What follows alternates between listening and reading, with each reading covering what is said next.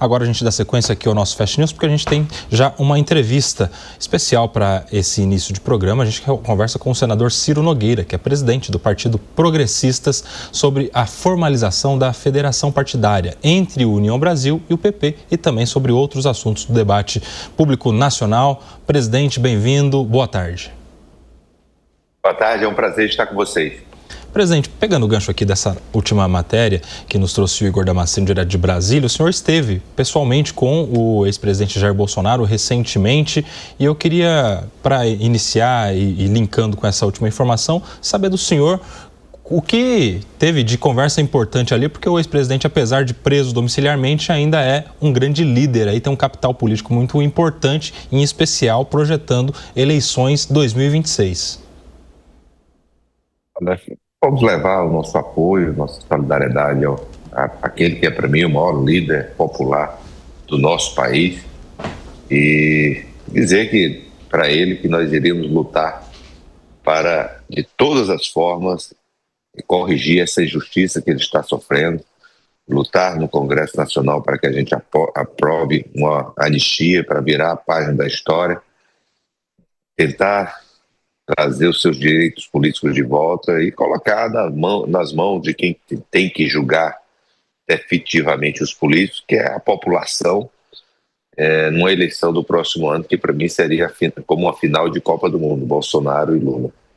Presidente, o senhor encontrou o ex-presidente abatido, triste com a situação da prisão domiciliar? Ele confidenciou algo para o senhor em relação ao seu estado nesse momento que vive de prisão domiciliar?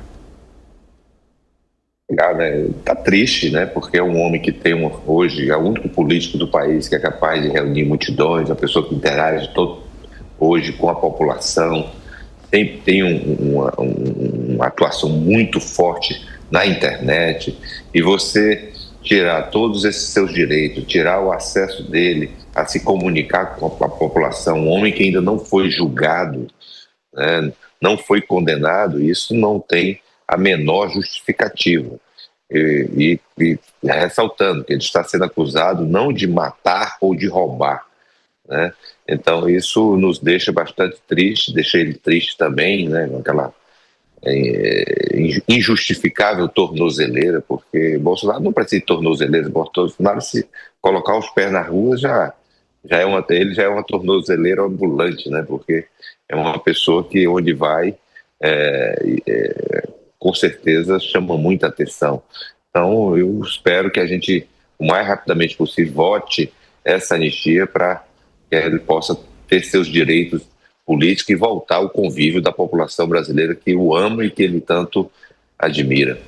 Perfeito. Agora, presidente, sobre essa junção aí dos interesses partidários do Partido Progressistas com União Brasil, o senhor é protagonista nesse movimento partidário. Eu gostaria de saber em que pé estamos dessa federação, quais são os próximos passos, o que levou esses dois importantes partidos a chegarem nesse acordo?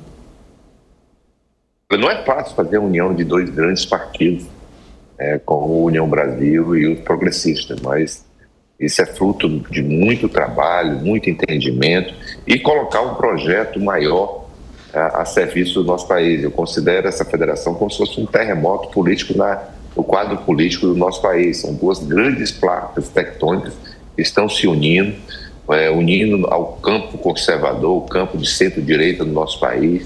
Nós vamos ter o maior número de senadores, nós vamos filiar uma senadora agora, a senadora Margarete, na quinta-feira, o maior número de deputados federais, nós já vamos aí para perto de 114 deputados federais, acredito que com a janela nós vamos aí para perto de 130, 140 deputados federais, já temos 8 governadores, estamos filiando essa semana o governador Eduardo Riedel, do Mato Grosso do Sul, que é um dos melhores gestores do país, um governador que está marcando história no Mato Grosso do Sul, o maior número de prefeitos, o maior número de vice-governadores, vice-prefeitos, o maior número de vereadores. Então, é um campo político muito forte que irá, com certeza, ser a bússola da eleição de 2026. Eu espero que esse campo agora de centro-direita se una. Também nós vamos atrair outros partidos, o PL, o PSD, o MDB, o Republicanos, para que a gente possa somar esses partidos junto com o PL, para que a gente possa fortalecer um grupo político que não tem possibilidade de perder uma eleição se estiver unido. Presidente, e como é que vai ficar o posicionamento dessa federação com o governo federal? Porque juntos aí, o PP e a União Brasil vão passar até 4 ministérios do presidente Lula. Isso significa ser da base governista ou não necessariamente? Há um movimento de desembarque desse governo? Como é que o senhor projeta aí os próximos meses envolvendo a federação e o poder executivo do presidente Lula? Olha, nas lideranças dos dois partidos já está definido que nós não estaremos ao lado do presidente Lula em 2026. É uma situação que é pacífica dentro do nosso partido. Isso se já é definido isso, por que ficar nesse governo? O que nos falta agora é criar um projeto político alternativo. Nós não podemos apenas tomar uma decisão de não votar, em quem nós não vamos votar. Nós temos agora que definir em quem nós vamos votar. E eu acho que logo após essas convenções que irão homologar na terça-feira essa federação, nós temos que urgentemente trazer para discussões das nossas bancadas, do nosso diretório, da executiva, a proibição de qualquer membro do nosso partido, da federação, de participar desse governo. Presidente, vou trazer para a nossa conversa o João Bellucci, a quem dou boas-vindas, nosso analista do Fast News, segunda edição de hoje. Ele vai te fazer a próxima pergunta. Boa tarde, senador. Queria perguntar com relação à regulação das redes sociais. O governo sinaliza enviar um projeto. Como que será a posição dessa nova federação, que, como o senhor colocou, será maior tanto na Câmara quanto no Senado? Qual a posição com relação a essa questão da regulamentação das redes sociais?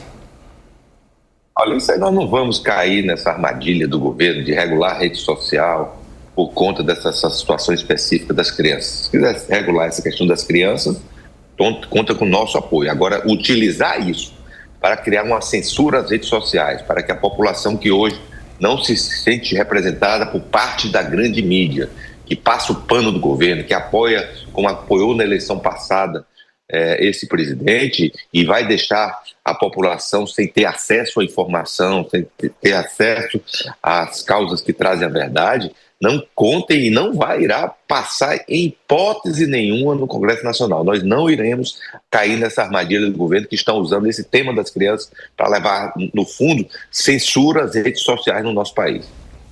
Senador, uma outra questão que interessa ao governo e que vai certamente contar aí com apoio de partidos como os partidos que integrarão essa nova federação são aqueles projetos que envolvem os benefícios, o pacote de bondades às empresas que sofreriam com as taxações vindas dos Estados Unidos. Há, inclusive, um movimento de pressão nesse sentido, até para apressar uma aprovação, a conversão, na verdade, da medida provisória que foi anunciada em lei no tempo adequado. Como é que o senhor vê também este projeto de interesse do Poder Executivo que vai tramitar no Congresso Nacional?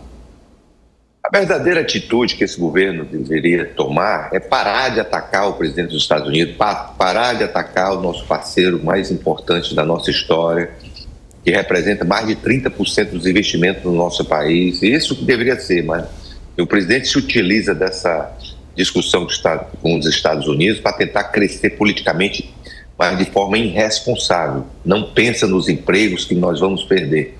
Agora, se isso não cessar, nós vamos ter e discutir essa medida provisória para trazer benefícios para esses setores que estão sendo afetados por conta dessa irresponsabilidade do presidente da República. João Bellucci. Senador, como que está a questão do senhor com relação ao eixo talvez mais próximo do Bolsonaro, especialmente o pastor Silas Malafaia, que fez algumas críticas ao senhor na questão do posicionamento do impeachment de Moraes, do impeachment do Alexandre de Moraes? Você já houve um apaziguamento? Como que ficou esse tema? Eu não vou perder mais tempo, não quero distância dessa criatura, não vou perder, eu acho que esse pastor não representa nada dentro do campo político do nosso país, e se ele quiser continuar com suas críticas, continue de forma solitária, não vou perder tempo nem dar dimensão a essa criatura. Senador, esse foi um assunto muito polêmico a partir de algumas iniciativas que o deputado Eduardo Bolsonaro reivindica para si uma atuação nos Estados Unidos e que gerou muita polêmica na base aqui da direita brasileira, em especial dos apoiadores do ex-presidente Bolsonaro. Como é que o senhor se posiciona em relação às opiniões que se dirigem à atuação de Eduardo Bolsonaro, que inclusive em algum momento teve uma rusga com o governador de São Paulo, Tarcísio de Freitas, em outro momento fez críticas ao próprio Nicolás Ferreira, que não estava aderindo ali àquela série de críticas, enfim, alguns outros apoiadores chegaram até a pedir moção de aplausos à taxação que anunciou Donald Trump ao governo brasileiro. O senhor tem elogios, críticas, ressalvas à atuação de Eduardo Bolsonaro nos Estados Unidos? Olha, o Eduardo é um grande amigo, uma pessoa que eu tenho uma consideração enorme, filho do meu líder. Eu tenho discordância de você lutar para trazer penalidades ao nosso país. Isso aí jamais vai contar com o meu apoio. Agora, eu não sei o que é que eu faria se meu pai estivesse sofrendo essa injustiça e essa perseguição no nosso país. Então, às vezes, eu tenho que me colocar no seu lugar.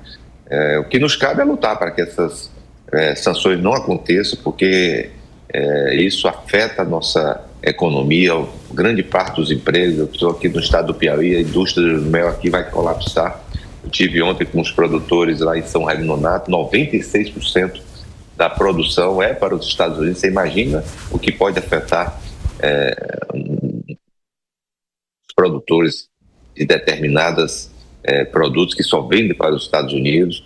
Então nós temos que buscar evitar isso, né? Pena que o grande culpado dessa situação, que é o presidente Lula, ainda continua insistindo nessa guerra política, porque a culpa das sanções essas sanções econômicas contra o nosso país não é do Eduardo Bolsonaro. A culpa disso foi por conta da loucura que ele fez de querer tirar o dólar de moeda no mundo, sem o menor ganho para o nosso país, porque não é o real que ia substituir o dólar.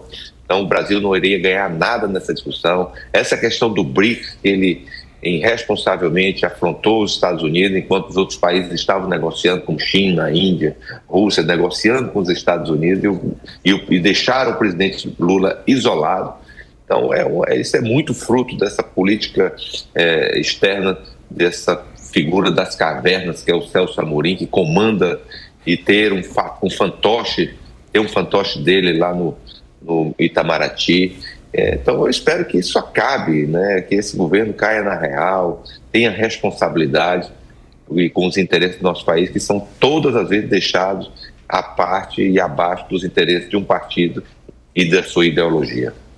Presidente, reta final aqui da nossa entrevista, eu gostaria de saber como é que vai se posicionar a federação em relação agora às representações que foram feitas na Câmara dos Deputados, em especial contra os parlamentares que obstruíram fisicamente a mesa diretora logo depois do anúncio da prisão domiciliar do ex-presidente Jair Bolsonaro. Como é que o senhor está vendo esse movimento? Como é que o senhor enxergou naquele momento aquele ato de obstrução? Essa é a primeira pergunta em relação ao posicionamento da federação. A federação acompanhou o PL na obstrução, porque nós achamos que é um direito da maioria colocar os projetos em votação. Agora, você tentar barrar a chegada de um presidente a assumir o comando da Câmara, e até de forma física, isso tem que ser punido. Não com cassação, mas talvez uma penalidade de 1, 2, 3 meses de afastamento dos parlamentares. Eu acho que é necessário para dar o exemplo para que isso não aconteça jamais de forma nenhuma.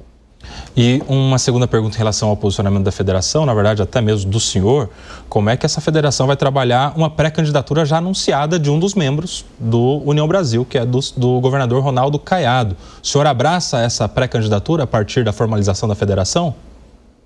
O governador Caiado talvez o melhor governador da história do estado de Goiás, é um homem que eu tenho um respeito enorme, seria um grande presidente da República. Agora isso depende de viabilidade política. A federação jamais vai entrar em campanha apenas para marcar posição. Eu defendo que haja a união de um grupo desses grupos de governadores, que até vamos reuni-los na próxima semana, lá com os presidentes de partido, para a gente buscar o consenso Hoje existe dentro desse grupo 4 governadores candidatos, que é o governador Zema, Caiado, o Ratinho e o governador Tarcísio, para que a gente unifique. Eu vou defender que haja uma unificação desse campo político com um candidato único que, se acontecer, ganharia com facilidade a eleição no primeiro turno. Eu quero agradecer demais a participação conosco, a entrevista que nos concede o senador Ciro Nogueira, presidente do Partido Progressistas. Presidente, um prazer, uma honra te receber, portas sempre abertas aqui na Jovem Pan. Muito obrigado pela oportunidade, espero estar sempre presente discutindo o nosso país. Até mais.